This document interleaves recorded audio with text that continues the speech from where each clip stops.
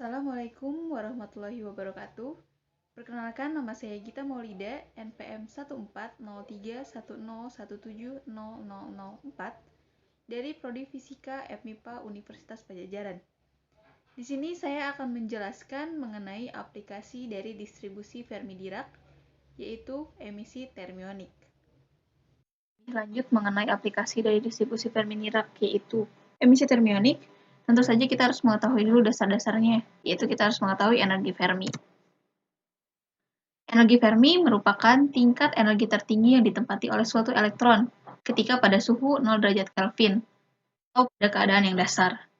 Energi Fermi merupakan suatu kuantitas yang sangat penting dalam suatu sistem fermion, di mana fermion sendiri merupakan sistem dengan fungsi gelombang yang saling bertumpangan, yang memiliki spin setengah bilangan bulat ganjil, atau 1/2, 3/2, 5/2, dan seterusnya. Fermion sendiri dapat berupa partikel dasar seperti elektron, atau dapat berupa juga partikel komposit seperti proton. Fermion sendiri memenuhi prinsip eksklusi Pauli, di mana prinsip eksklusi Pauli merupakan prinsip yang menyatakan bahwa ketika dua atau lebih fermion yang identik, fermion yang memiliki spin setengah bilangan bulat ganjil yang tadi, tidak dapat menempati status kuantum yang sama dalam sistem kuantum secara yang bersamaan. Artinya, fermion yang dibolehkan terdapat pada keadaan kuantum tertentu dari sistem tersebut. Nah, fermion sendiri memiliki fungsi gelombang sistem yang dapat berubah tanda terhadap pertukaran setiap pasangan partikel. Artinya, fungsi gelombang fermion ini disebut dengan antisimetrik. Terdapat dua keadaan dari fermion, yaitu sistem dua partikel yang terbedakan dan sistem dua partikel tak terbedakan. Untuk sistem dua partikel tak yang terbedakan, jika terdapat dua partikel, misal partikel 1 dan partikel 2, yang terdapat dalam keadaan A dan juga keadaan B. Jika kedua partikel tersebut dibedakan, maka terdapat dua kemungkinan terisinya keadaan yang diperoleh oleh fungsi gelombang. Kemungkinan yang pertama yaitu sistem dengan si A1, si B1, si B2. Di keadaan yang kedua berarti persamaan di sini. Dari persamaan ini dapat disimpulkan bahwa dalam suatu sistem fermion, kehadiran partikel dalam keadaan kuantum tertentu dapat mencegah partikel lain untuk berada dalam keadaan itu. Karena seperti prinsip eksklusi Pauli tadi, tidak ada partikel yang sama dalam suatu keadaan kuantum tertentu. Lalu yang kedua itu sistem dua partikel tak terbedakan. Jadi jika terdapat partikel yang tidak dapat dibedakan, maka posisi masing-masing dari partikel itu tidak dapat ditentukan. Fungsi gelombangnya pun harus merupakan kombinasi dari Si1 dan Si2 untuk mencerminkan peluang yang sama.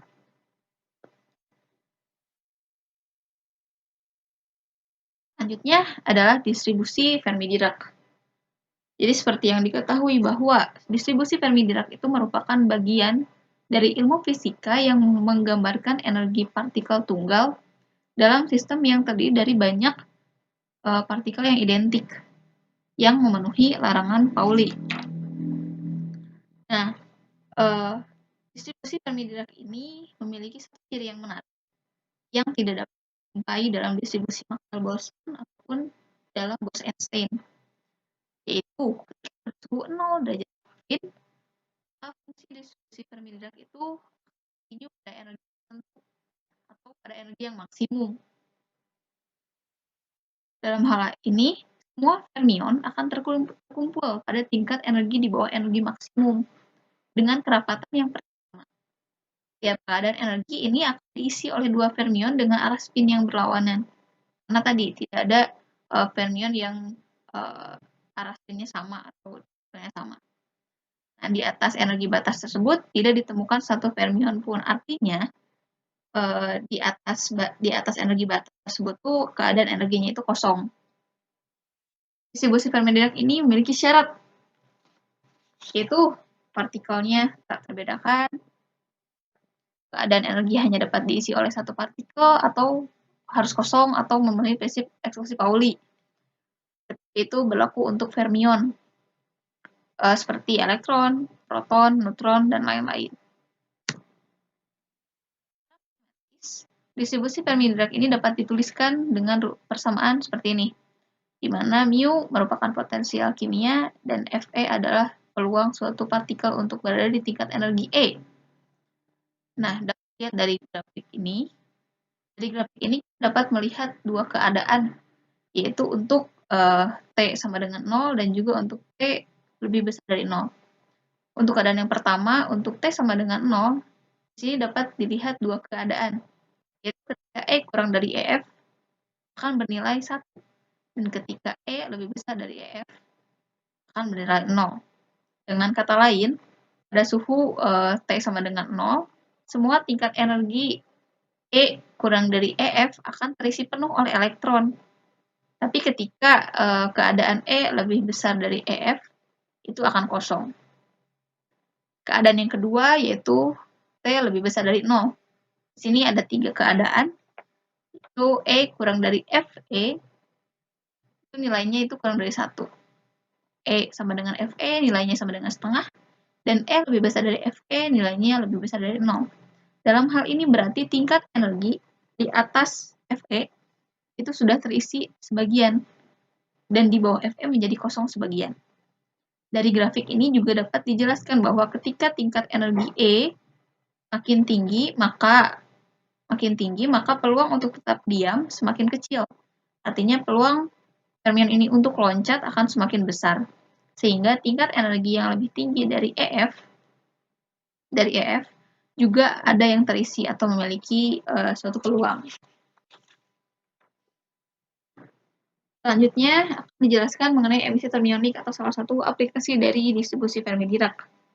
Emisi termionik adalah terlepasnya elektron dari permukaan logam yang lebih panas ke permukaan logam lainnya, yang dimana logam-logam tersebut dipanasi secara bersama-sama. Emisi termionik juga dikenal sebagai emisi thermal elektron.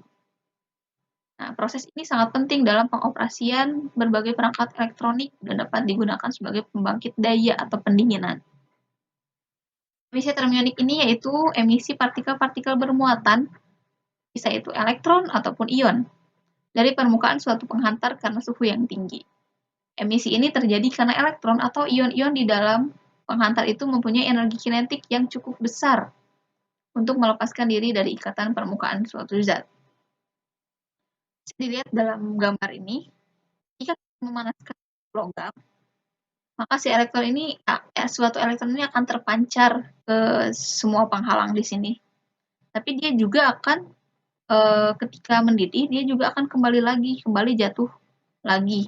Dan disinilah disebut dengan emisi termionik, yaitu sebagai emisi elektron yang dihasilkan oleh panas. Emisi termionik ini adalah proses di mana elektron yang dipancarkan ke seluruh penghalang, Daya penggerak dari posisi ini adalah energi termal yang menyediakan sedikit densitas pembawa energi yang lebih besar dari penghalang.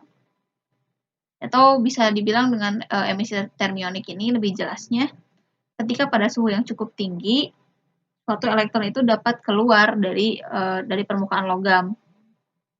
Nah, pada suhu tersebut, sebagian elektron ini memiliki energi yang sangat besar, yang sanggup melewati potensial penghalang di dinding-dinding logam ini. Dari gambar ini, dapat kita asumsikan bahwa sebuah logam merupakan sumber potensial dengan ketinggian sebesar E0, di mana elektron menempati tingkat-tingkat energi dalam sumber potensial ini. Jadi pada saat suhu sebesar 0, energi maksimum yang dimiliki oleh elektron-elektron yang ada dalam sumber potensial ini akan bernilai sebesar EF0. Untuk gambar ini dapat dilihat bahwa ini adalah gambar energi potensial sebuah elektron di dalam logam. Jadi pada saat suhu normal, pita konduksi ini akan diisi oleh elektron-elektron hingga batas energi Fermi EF itu seperti ini. Jadi di sini energi Fc disebut fungsi kerja, besarnya Fc disebut fungsi kerja dari logam. Pada saat suhu yang tinggi, beberapa elektron ini akan menempati keadaan di atas energi F ini karena pada saat suhu yang tinggi, beberapa elektron ini memperoleh energi sebesar E sama dengan EF plus Fc sehingga lepas dari logam. Makanya elektron ini akan menempati keadaan di atas energi F. Nah, proses inilah yang disebut dengan emisi termionik dan merupakan dasar bagi tabung elektron. Energi termionik ini dapat dituliskan dengan persamaan rapat arus termolistrik dengan persamaan seperti ini. Dengan E merupakan muatan elektron. Di mana persamaan rapat arus ini dapat disederhanakan menjadi persamaan ini. Nah, persamaan rapat arus ini disebut dengan persamaan Richardson-Dashman, di mana fungsi kerja dari Fc ini akan bergantung pada jenis logam dan nilainya itu berbeda-beda. Seperti terlihat pada tabel ini, di mana logam-logam tertentu memiliki nilai Fc yang berbeda-beda. Cukup sekian yang bisa saya jelaskan mengenai aplikasi distribusi Fermi-Dirac mengenai emisi termionik. Terima kasih. Wassalamualaikum warahmatullahi wabarakatuh.